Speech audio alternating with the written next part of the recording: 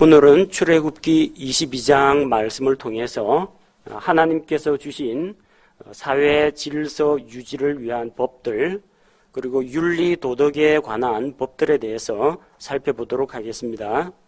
자, 지난 시간에 이어서 하나님께서 이 율법을 통해서 하나님과 사람들 사이의 관계, 또 사람과 사람 사이의 관계를 어떻게 규정하고 계시는지 우리가 살펴볼 수가 있습니다. 오늘 22장에서 다루고 있는 내용은 재물에 대한 책임의 문제, 그리고 윤리 도덕에 대한 문제를 다루고 있습니다. 첫 번째 언급하고 있는 것이 반사회적인 행위 가운데 도둑질입니다. 10계명 가운데 도둑질 하지 말라, 그런 말씀이 있습니다. 자, 그런데 출애굽기 22장에서는 구체적으로 만약에 도둑이 붙잡히면 어떠한 처벌을 받는가, 또 누군가로부터 물건을 빌렸거나 아니면 세를 냈거나 했을 때 그 물건이나 가축을 잃어버린다든지 손상을 입는다든지 그랬을 때 책임 소재를 어떻게 가릴 것이냐, 이런 문제를 다루고 있습니다. 먼저 1절에서 4절은 도둑에 대한 이야기입니다. 도둑질에 대한 이야기. 1절에서 보니까 소나 양 이런 가축을 도둑질하여 죽이거나 팔았을 경우 소 한 마리에 소 5마리로 배상을 해야 됩니다. 양 한 마리에는 양 4마리로 배상을 합니다. 소는 왜 5배고 양은 4배인가? 아마도 가축의 가치 때문에 이렇게 정한 것으로 보입니다. 양은 그냥 풀어놓고 기르면서 양젖을 얻고 가죽을 얻고 털을 얻는 것, 그것으로 족합니다. 나중에 물론 양을 잡아서 양고기를 얻긴 합니다만 양을 가지고 어떤 농사를 짓거나 하지는 않습니다. 근데 소의 경우에는 달라요. 소는 무거운 짐들을 나르는데 날마다 사용됩니다. 농사할 때 밭을 가는데 소가 꼭 필요합니다. 단순히 양과 같이 젖이나 털이나 가죽을 얻는 게 아니라 살아있는 소가 있어야 이게 농경 생활이 유지가 된다는 겁니다. 그만큼 책임이 더 무겁습니다. 자, 여기서 이야기하는 것은 도둑질하여 죽이거나 팔았을 경우의 이야기입니다. 도둑은 물건을 훔쳐가기도 하지만 그 자리에서 물건을 없애버리기도 합니다. 죽여가지고 고기로 만들어 버리기도 합니다. 여러분, 요한복음 10장에서 선한 목자 이야기 읽으셨죠? 도둑이 오는 것은 도둑질하고 죽이고 멸망시키려는 것이다 했는데, 이 양도둑이 우리 안에 넘어가거든요. 그러면은 그 무거운 양을 어깨 메고 바깥에 울타리 밖으로 넘기기가 무지 힘듭니다. 그래서 어떻게 하느냐? 또 양이 매매 하면서 울면 곤란하잖아요. 구석에 가서 양 목을 따버립니다. 죽입니다. 그 다음에 가죽을 벗기고 고기를 토막 쳐가지고 바깥쪽으로 던집니다. 바깥에 있는 동료들이 받아가지고. 단순히 훔쳐가는 게 아니라 고기 덩어리로 만들어 버린다는 겁니다. 죽이거나 팔았을 경우. 왜 이렇게 양을 산채로 안 가져가느냐? 나중에 이 목자들은 딱 보면은 이게 이웃집 양인지 자기 집 양인지 자기 집 양 중에서 이름이 뭔지까지도 다 알고 있습니다. 살아있으면 시장에 내다 팔 수가 없어요. 저거 누구 집에서 키우던 그 양 어떤 양이다 하고 금방 소문이 퍼지기 때문에 양을 죽여가지고 도축을 해서 고기로 만들어서 파는 경우가 많다는 겁니다. 이 경우에는 가중처벌 받습니다. 5배, 4배입니다. 근데 4절에 나오는 것처럼 도둑질한 것이 분명히 살아서 그의 손에 있으면 소나 낙이나 양의 경우에 2배로 갚으면 됩니다. 이 이스라엘 사람들에게 있어서 이 양이나 소나 낙이는 거의 생활수단이기도 하고 거의 가족과 같은 존재입니다. 그래서 단순히 훔쳤는데 산채로 그대로 두고 있으면은 2배, 그런데 증거를 없애버리기 위해서 죽여가지고 고기로 팔았거나 이래 됐을 경우에는 5배, 4배를 물어야 된다는 겁니다. 하나님께서 도둑질하지 말라 한 말씀으로 율법의 말씀을 주셨지만 출애굽기나 레위기, 신명기에 보면 그 법들이 보다 더 구체화되어 있는 것을 볼 수가 있습니다. 자, 그리고 도둑질 가운데에서 도둑을 발견하고 죽였을 경우 어떻게 되느냐. 2절에 보니까 도둑을 그 자리에서 쳐서 죽게 하면은 그를 위해 피를 흘릴 필요가 없으나 도둑을 죽이더라도 도둑을 죽인 사람이 처벌을 받지 않는다는 이야기입니다. 오늘날 이야기하자면은 정당방위입니다. 대부분의 도둑이 언제 들게 됩니까? 성경적으로 구약시대 그 당시에 도둑들은 주로 밤에 움직입니다. 한밤중에 도둑같이 오늘날처럼 가로등 켜놓고 집안에 보안등 켜놓고 CCTV가 돌아가는 그런 사회가 아닙니다. 불 끄면 해지면 깜깜합니다. 집안에서도 기름을 아끼기 위해서 등잔불 켜두다가 불 끄고 다 일찍 잡니다. 대부분의 도둑은 밤에 침입을 합니다. 자, 밤에 갑자기 도둑을 만나면 이 도둑이 강도로 돌변할 수가 있습니다.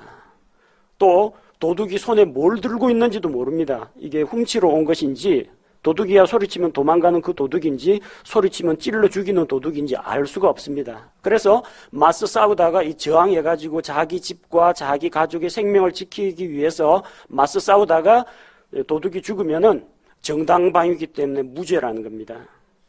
단 3절에 나오는 것처럼 도둑 위에 해가 돋았으면 자, 날이 밝아서 도둑인지 아닌지 식별이 가능한 그리고 손에 뭐 들고 있는지 확인이 가능한 그런 경우 또 해가 돋았다는 건 옆집에 사람들 다 일어났다는 이야기예요. 이때는 소리쳐서 부르면 이웃집 사람들로부터 도움을 받을 수가 있습니다. 자, 그렇기 때문에 이때는 소리쳐서 내쫓거나 다른 사람들을 동원해서 잡아야지 그 사람을 찔러 죽이나 쳐서 죽이게 되면은 이때는 살인죄로 처벌을 받는다는 겁니다. 그래서 일률적이 아니라 그 해당 상황별로 각 케이스별로 어떻게 재판을 할 것인지 율법에서 다 규정하고 있습니다. 자, 그리고 도둑이 붙잡혔다. 붙잡히면은 자기가 훔친 것을 전액 배상을 해야 됩니다. 근데 만약 훔친 물건을 다 처분해가지고 가진 게 없다. 그러면은 자기 몸을 팔아서 도둑질을 한 것을 배상하라고 되어 있습니다. 우리 지난 시간에 21장에서 다루었죠. 어떤 경우에 종이 되느냐. 도둑질을 하다가 붙잡혔는데 갚을 것이 없다. 그러면 그 사람을 종으로 팔 수가 있다는 겁니다. 그리고 4절은 조금 전에 이야기한 것처럼 도둑질을 했는데 그 가축이 그 사람 손에 살아있을 경우 이때는 2배로 배상하도록 되어 있습니다. 그 다음 5절과 6절 농작물에 대한 피해입니다. 농작물에 대한 피해.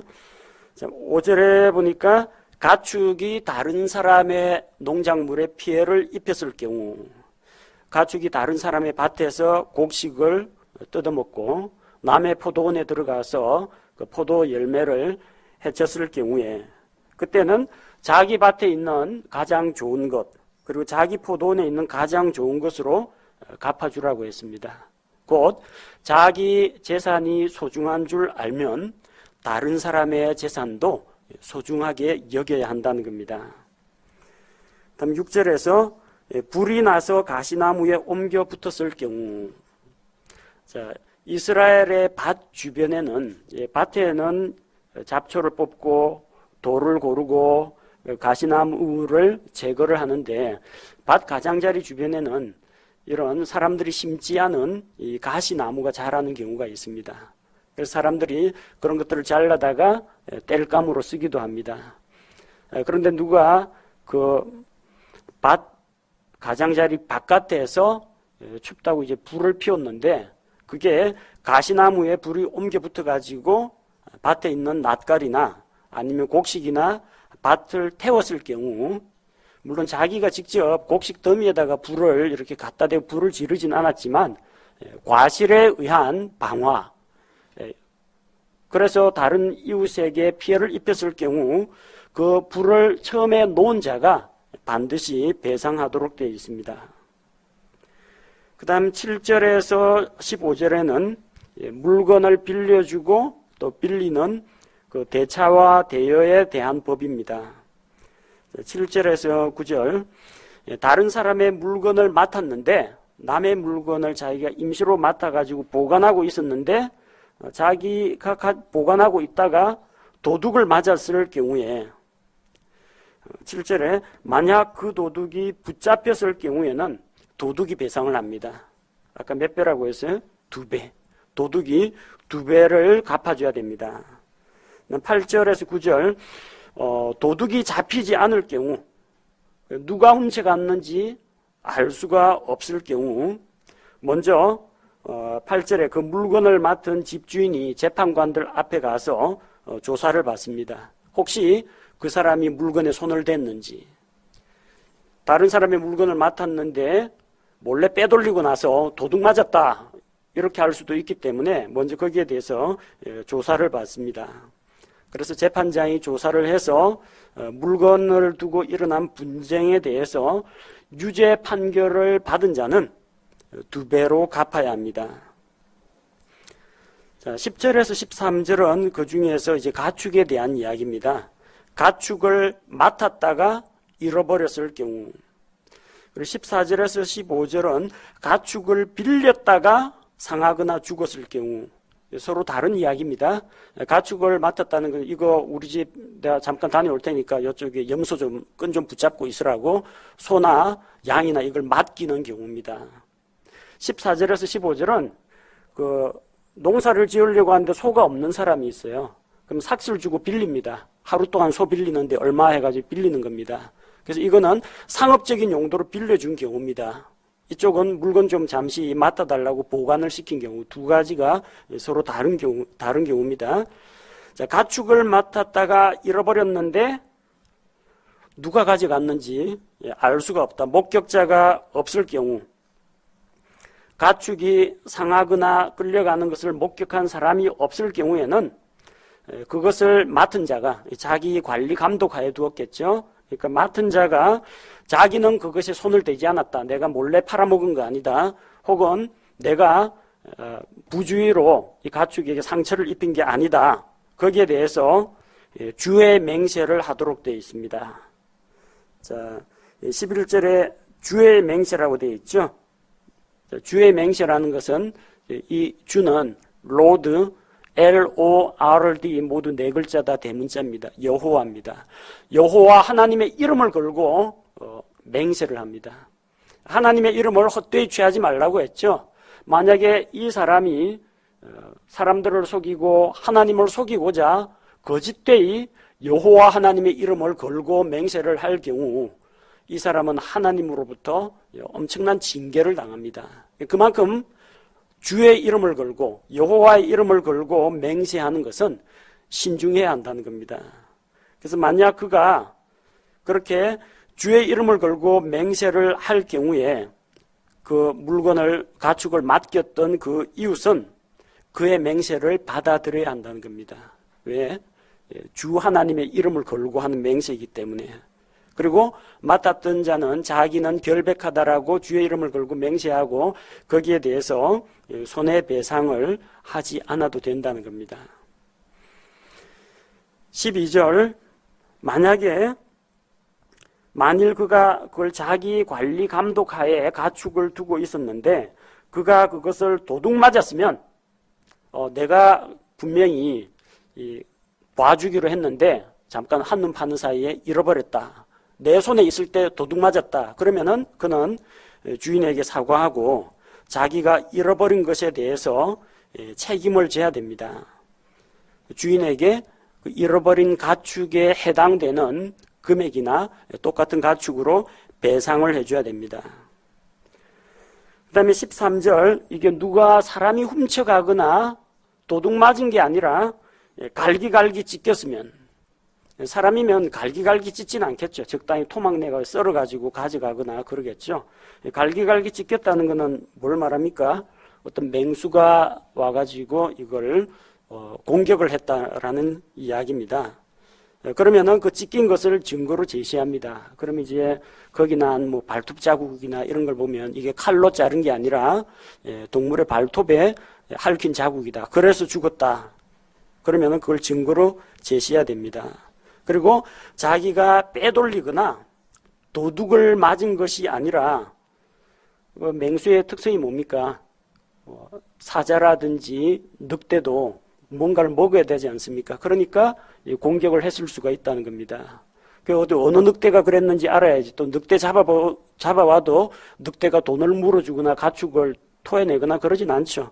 자, 그렇기 때문에 만약에 이것은 맹수에게 찢겼을 경우에는 배상하지 않아도 된다는 이야기입니다. 자, 그런데 이거는 가축을 맡았다가 잃어버리거나 아니면 손상이 일어났을 경우고 14절에서 15절은 가축을 빌렸는데 그 가축이 부상을 당하거나 죽었을 경우 이야기입니다. 이것도 경우가 나눠집니다. 14절에서는 가축의 주인이 자리에 없고 그 빌린 자의 관리 감독하에 있었을 경우 만약에 가축이 상하거나 죽었을 경우 빌린 자가 배상을 하게 된다는 겁니다. 그 다음 15절은 가축의 주인이 함께 있는 자리입니다. 15절 그것의 주인이 그것과 함께 있었으면 그러니까 원래 가축의 소유주가 그 사람에게 넘겨주기 위해서 이제 데리고 왔어요. 가축 주인도 있고 그다음 빌리는 사람도 같이 있었을 경우 그럴 경우에는 1차 관리 책임은 가축의 소유주에게 있습니다. 빌린 자는 배상하지 않습니다. 그리고 만일 그것이 세를 주고 빌린 것이면 세를 받기 위해 왔느니라. 번역이 조금 어색하죠. 무슨 이야기냐면 그것의 주인이 그것과 함께 있었으면 배상하지 아니할 것이다. 왜냐하면 만약 그게 세를 주고 돈을 받기 위해서 빌린 삭스를 받기 위해서 가지고 온 것이면 세를 받기 위해서 온 것이기 때문에 그 가축에 대한 책임이 아니라 가축을 빌린 값만 받으면 된다는 이야기입니다. 죽은 것에 대해서 배상은 안 합니다. 배상 책임은 없습니다. 그러나 세를 내기 위해 자기 집에서 농사 짓는 데 쓰기 위해서 이 소를 데리고 왔습니다. 그럼 일단 빌렸죠. 빌린 거에 대한 삭슨 지불해야 된다는 겁니다. 하루에 얼마씩 하고 소 몇 마리를 빌리기로 했다 하면은 배상을 하고 가축의 주인은 이걸 빌려준 목적이 대여료를 받기 위해서 데리고 온 것이기 때문에 대여료를 얻는 그 수익에서 만족해야지 가축 전체에 대한 책임을 빌린 사람에게 요구할 수 없다라는 이야기입니다. 경우의 수가 좀 나뉘어집니다. 단순하게 가축을 지켜달라라고 이제 보관을 하거나 맡았을 경우 혹은 가축을 특별한 용도로 쓰기 위해서 돈 주고 빌려왔을 경우 그리고 소유주가 같이 있었느냐 아니면 소유주가 없고 새로 빌린 사람의 관리 책임하에 있었느냐 거기에 따라서 각각의 재판하는 경우가 달라진다는 겁니다. 그 다음에 16절에서 31절은 윤리, 도덕, 의식에 대한 이야기입니다. 16절, 17절 보니까 결혼 관계에 있어서 혼인의 순수성에 대한 이야기입니다. 어떤 사람이 정혼하지 않은 처녀를 꿰어서 함께 누웠을 경우 간음입니다. 근데 그녀가 정혼한 사람이 아직 없습니다. 그러면은 그가 결혼 지참금을 주고 자기 아내로 데려와야 된다는 겁니다. 성경에서는 우리가 생각하는 것보다 간음이라고 할 때 그 폭이 상당히 넓습니다. 한마디로 요약해서 이야기하자면 혼인관계 밖에서의 성관계는 전부 다 간음이라고 보면 됩니다. 나는 호랍이다, 나는 과부다. 그러더라도 정식 결혼 안 하고 어떤 성적인 그런 접촉이 있으면은 간음으로 봅니다. 결혼을 앞두고 미혼의 남자와 미혼의 여자가 사귀다가 그런 관계를 맺었을 경우 역시 간음입니다. 한쪽은 총각이고 한쪽은 유부녀다. 한쪽은 처녀고 한쪽은 유부남이다. 그럴지라도 혼인 밖에서의 이런 성적인 관계는 하나님께서 모두 다 간음으로 봅니다. 근데 이 여자가 정혼한 남편이 있으면은 이게 간음이 되는데 아직 정혼을 안 한 상태거든요. 자, 그런데 만약에 이 남자도 아직 결혼을 안 했다. 그러면은 그 여자를 데려오기 위해서 신부집에다가 결혼 지참금을 주고 데리고 와야 됩니다. 그리고 그녀를 자기 아내로 삼아야 한다는 겁니다. 만약 이런 식으로 하지 않고 단순히 그 위자료로 돈만 주고 헤어진다라고 하면은 이 사람, 이 여자, 저 사람, 저 여자 상당히 관계가 복잡해집니다. 그래서 하나님께서는 한 남편과 한 아내 명백하게 이 법을 정하셨기 때문에 만약 그렇게 해서 꿰매 넘어가서 자기 몸을 더럽혔을 경우에는 결혼지참금을 자기 친정에 주고 그 남자를 따라가서 부부가 되어야 한다는 이야기입니다. 근데 만약에 그녀의 아버지가 장인 되실 분이 아버지가 그녀를 그에게 주기를 완강히 거부할 경우 그때는 그는 처녀들의 지참금에 따라서 돈을 지불합니다. 일종의 결혼지참금 플러스 정신적인 그런 위자료까지 포함해가지고 비용을 지불해야 됩니다. 그 다음 18절에서는 마녀를 살려두지 말라. 가나안 땅에 들어가면 틀림없이 가나안 사람들 가운데 이 점치는 여자, 그 다음에 뭡니까? 이상한 두꺼비나 지네나 잡아 넣어가지고 죽거리면서 저주의 주술을 걸거나 아니면 마법 시약을 만들거나 이러는 자들이 있다는 겁니다. 점을 치거나 악한 영들과 접촉하거나 마술을 부리는 그런 여자들을 살려두지 말라고 한 겁니다. 자, 이거 잘 새겨서 읽어야 됩니다. 이거 모든 사람에게 적용되는 게 아니고 이스라엘 공동체에 적용되는 겁니다. 성경이 이렇게 되어 있다고 해서 저기 미아리 이런 데 점집 찾아가지고 점치는 여자, 굿하는 무당들 죽이라는 그런 이야기가 아닙니다. 왜 이 말씀을 주셨느냐? 이스라엘은 하나님께서 왕으로 다스리시는 신정국가입니다. 그러니까 자기 백성에게 이걸 명령하실 수가 있는 겁니다. 우리나라 신정국가 아닙니다. 여긴 자유민주주의 국가입니다. 그러니까 이걸 오늘날 우리에게 적용해가지고 절에 들어가서 막 불상들 때려 부수고 거기다 벽에다가 예수 믿으라고 낙서하고 이러는 거는 이 성경 말씀하고는 맞지 않다는 겁니다. 이 말씀이 어느 시대에 누구에게 주어진 말씀인지 우리가 분명히 살펴봐야 됩니다. 그러나 만약에 주님께서 공평과 정의로 다스리는 천년왕국, 그 천년왕국에서 만약 이런 일이 일어나면 그 자리에서 죽이는 것이 하나님의 법이라는 겁니다. 그때는 온 세상이, 온 땅이 주의 것이 될 것이요. 예수 그리스도께서 다윗의 왕좌에 앉아서 전 세계를 통치하시기 때문에 이 지구상에 사는 모든 사람들, 천년왕국에 들어간 그 백성들은 모두 다 주님의 명령에 절대적으로 따라야 합니다. 그 다음 19절, 누구든지 짐승과 함께 눕는 자는 반드시 죽일지니라. 유목민들 가운데에서는 양떼를 돌보면서 한동안 멀리 사람들과 떨어진 곳에서 보내는 그런 목자들이 상당히 많습니다. 특히 그래서 아랍 쪽 그리고 팔레스틴 지역 이쪽에서 살던 그런 유목민족 가운데에서는 짐승과 교접을 하는 수간 같은 것들도 일어나고 있습니다. 지금 출애굽한 이스라엘에서는 아직까지 그런 일이 없겠지만 가나안 땅에 가서 혹시라도 또 이상한 거 배워가지고 그런 나쁜 것에 물들지 말라고 미리 경고하시는 겁니다. 이거는 가나안 사람들의 풍습입니다.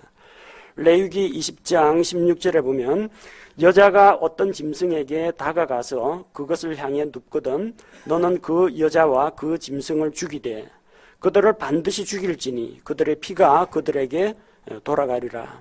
그 짐승과 그 여자를 같이 죽이라는 겁니다. 만약 남자가 그랬다면 남자와 그 짐승도 같이 죽여야 됩니다. 신명기 27장 21절 이 저주의 율법이 선포가 되죠. 어떤 종류의 짐승이든 그것과 함께 눕는 자는 저주를 받으리라 할 것이요 온 백성은 아멘 할지니라. 레위기 신명기 출애굽기에서 하나님이 거듭거듭 말씀하십니다. 가나안 땅에 있는 그런 음행들을 본받지 말라는 겁니다. 20절에서 주 외에 어떤 다른 신에게 희생물을 드리는 자는 진멸할지니라. 분명히 십계명에서 하나님께서 나 이외에 다른 신을 두지 말라고 했고, 우상을 만들지도 말고 만들어진 우상에게 경배하지도 말라고 말씀하셨습니다. 그래서 하나님 이외에 다른 신에게 희생물을 드리는 것은 우상숭배이기 때문에 이건 볼 것도 없이 사형입니다. 그 다음에 21절에서 24절은 사회적 약자에 대한 보호 조치입니다. 21절, 너는 나그네를 괴롭게 하거나 학대하지 말라. 너희는 이집트 땅에서 나그네였느니라. 우리도 오늘날 좀 비슷한 상황을 접하고 있습니다. 한국에 시집을 와가지고 온 외국인들, 또 돈을 벌기 위해서 온 그 외국인 노동자들이 있습니다. 우리 정부에서 나름대로 보호하고자 여러 가지 방법들을 강구하고 있긴 합니다만, 법적인 보호를 받지 못하고 임금을 착취당하거나 혹은 학대를 당하는 그런 사례들이 많습니다. 나그네를 학대하지 말라고 했습니다. 왜냐하면 이스라엘도 이집트 땅에서 한때 나그네로 살았습니다. 가나안 땅에서도 이민족 저민족 다니면서 그들의 눈치 봐가면서 떠돌이 생활을 하면서 오랜 세월을 보내왔습니다. 또 우리 역시 마찬가지 아닙니까? 우리가 이 지구상에서 천년 만년 사는 거 아니죠? 영원한 하늘에 있는 본향을 향해서 나아가는 나그네요 순례자의 삶을 우리가 살고 있습니다. 그러니까 다른 이들로부터, 자기 동족들로부터 보호를 받지 못하는 외국인, 이방인 나그네에게 긍휼을 베풀라는 말씀입니다. 그 다음 또 22절에 과부나 아버지 없는 아이를 도와주라고 했습니다. 과부는 자기 남편이 죽은 여인을 말합니다. 그리고 아버지 없는 아이라고 했는데 우리 개혁성경에는 이걸 고아라고 했습니다.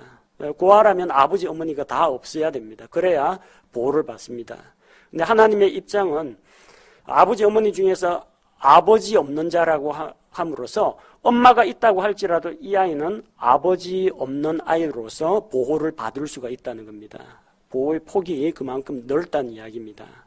왜 그러냐면은 오늘날은 홀로 된 여인이 여러 가지 일들을 할 수 있는 그런 기회가 주어져 있습니다. 기술이나 어떤 학력이나 경력이 있으면은 여러 가지 일들을 할 수 있지만, 이 당시에는 남편이 죽으면 여성이 경제 활동을 하기가 상당히 어렵습니다. 그렇기 때문에 아버지만 없어도, 어머니가 살아있고 아버지만 없어도 모세의 율법에 의해서 보호를 받을 수가 있었다는 겁니다.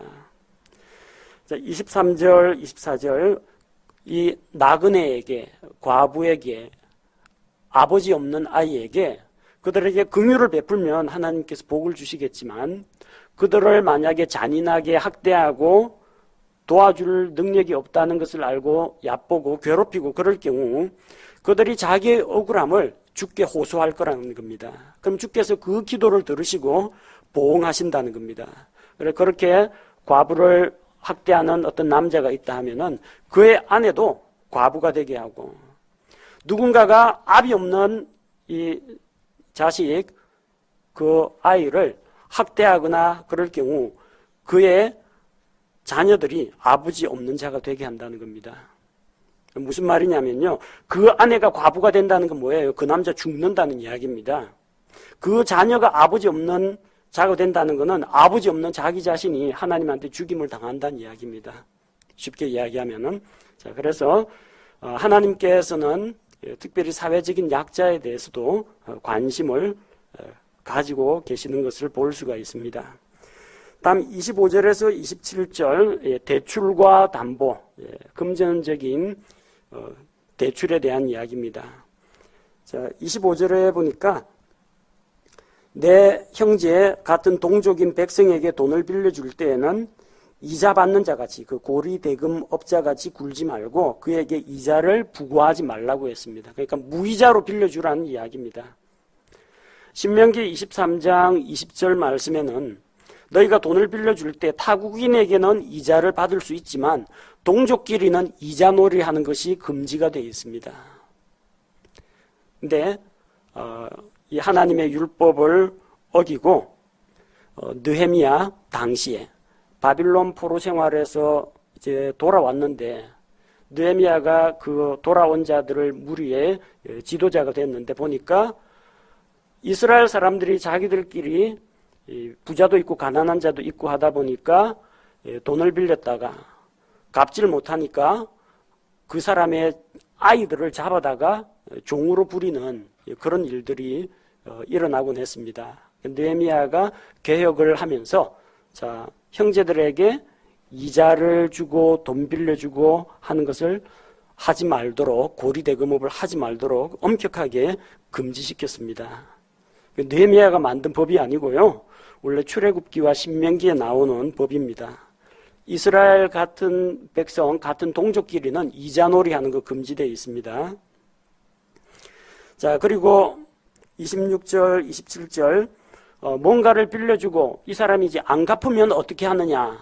갚지 않으면 그 갚지 않을 때를 대비해서 이제 담보물을 잡습니다. 근데 만약에 내 이웃의 옷을 담보로 잡거든 해가 질 때까지 해지기 전에 그걸 돌려주라고 했습니다. 옷을 왜 돌려줘야 되느냐 하면은 이스라엘 사람들의 옷이라는 게 이런 옷이 아니고요. 안쪽에 입는 그 속옷이 있고 겉옷이 있고 맨 바깥쪽에 걸치는 외투가 있습니다. 사막의 모래바람을 막아주고요. 그 다음에 전신을 다 가려서 열기가 몸으로 들어오는 것을 막아주고 그리고 밤에는 추위를 막아주는 옷이 있는데 어깨에서 손목까지 내려오고 소매자락이 아주 넓습니다. 그 다음에 길이는 발등을 덮을 정도까지 내려갑니다. 전신을 두를 수 있는 기다란 바바리 코트라고 생각하시면 됩니다. 그래서 이런 옷을 어디에 쓰느냐 하면은 야외에 나가면 양치는 목자들은 그걸 덮고 잡니다. 이불이나 마찬가지예요. 그 다음에 집안에서 그 사람들 집 짓기 전에는 이제 천막 생활 하지 않습니까? 그래서 밤중 되면은 기온이 또 엄청 많이 내려갑니다. 그때 겉옷을 이불처럼 덮고 자기 때문에 옷을 담보물로 잡으면은 밤에 잠을 못 잡니다. 달달 떨면서. 그러면 누구 원망하겠어요? 자기가 돈을 꾸어온 그리고 자기가 갖고 있는 옷을 담보물로 가져간 그 사람을 원망하게 됩니다. 그리고 하나님께 이제 호소하겠죠. 27절에 그것이 유일하게 덮는 것이요. 가난한 자에게는 이불 같은 게 따로 없고 바깥에 걸쳐 있는 그 외투가 이불이나 마찬가지입니다. 그것은 그의 살을 덮는 의복이니 그가 무엇을 입고 자겠느냐. 그가 내게 부르짖으면 내가 들으리니 나는 은혜로운 자니라. 하나님의 은혜로우심과 같이 자기 이웃에게도 은혜를 베풀라는 이야기입니다. 룻기 3장 9절에 보면은 보아스가 이제 수확을 마치고 곡식을 지키면서 타작마당에서 자고 있는데 룻이 슬그머니 그 옷자락을 들치고 그 밑으로 기어 들어가죠. 그래서 당신의 옷자락으로 당신의 여종을 덮으소서. 담요 좀 덮어주세요가 아닙니다. 커다란 외투를 가지고 자기도 그 속에 같이 넣어달라는 이야기입니다. 이불이 옷이 이불과 마찬가지 역할을 했기 때문에 가난한 자의 옷을 담보로 잡아서는 안 된다는 이야기입니다. 그 다음에 28절 너는 신들을 욕하지 말며 내 백성의 치리자를 저주하지 말지니라. 그래서 이 구절에 대해서는 해석에 조금 이제 논란이 있습니다. 글자 그대로 해석하는 사람은 신들을 욕해서는 안 된다. 그러니까 이 신들을 이방 신들, 마귀, 사탄, 아니면 이교도들이 섬기는 그런 신들, 뭐 부처, 뭐 이런 뭐 알라 그런 신들에 대해서 욕을 해서는 안 된다. 그래서 어떤 사람은 다른 종교도 존중해 줘야 되는 거 아니냐 그런 식으로 해석하는 사람들이 더러 있습니다. 근데 여기서 나와 있는 이 구절은 패러렐리즘이라고 해서 병행체로 대꾸법으로 작성이 되어 있습니다. 뭐라고 기록이 되어 있습니까? 너는 신들을 욕하지 말며 내 백성의 치리자를 저주하지 말지니라. 낱말은 새가 듣고 반말은 쥐가 듣는다. 인생은 짧고 예술은 길다. 이것처럼 대꾸법으로 되어 있습니다. 그래서 여기 나오는 신들하고 백성의 치리자들, 욕하지 말며 저주하지 말지니라. 여기에 짝을 이루는 구절로 보시는 것이 맞습니다. 여기서 이 신들은 이방신이나 마귀한테 욕하면 안 된다 그런 이야기가 아니고요. 하나님의 말씀을 맡은 재판관들, 하나님의 사역자들, 이런 사람들을 모독해서는 안 된다는 이야기입니다. 요한복음 10장 34절 35절에 보면은 예수님께서 이 구절에 대해서 말씀해 주신 바가 있습니다. 요한복음 10장 34절, 논란이 된 게 뭐냐면 예수님이 자기를 가리켜서 하나님의 아들이라고 하니까 사람들이 네가 하나님의 아들이냐, 사람이 어떻게 하나님이 될 수 있느냐 하면서 신성 모독이다 하고 예수님을 공격했습니다.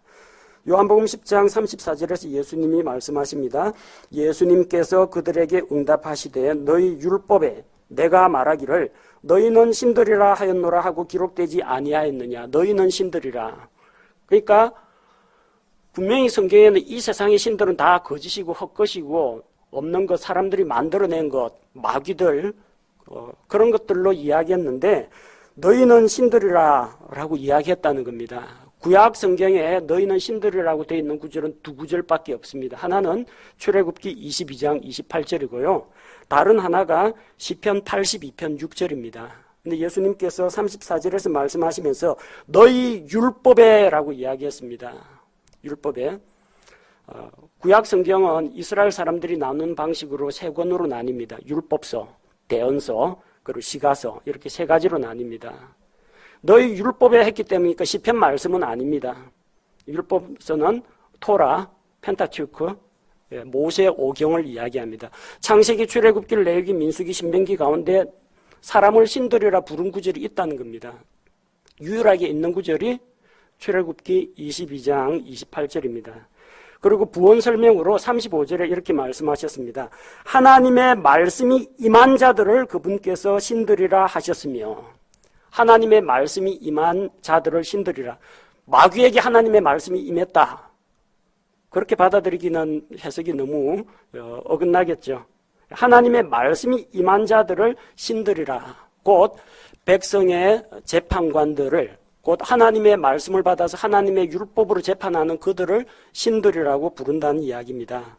그래서 신들을 욕하지 말라나 백성의 치리자, 백성의 재판관을 저주하지 말라는 말이나 대꾸법으로 똑같은 내용을 반복해서 이야기하고 있는 겁니다. 그 다음 처음 난 것에 대한 규례입니다. 29절 30절. 처음 익은 과일, 첫 포도즙, 그리고 맏아들, 첫 아들을 주께 드리라고 했습니다.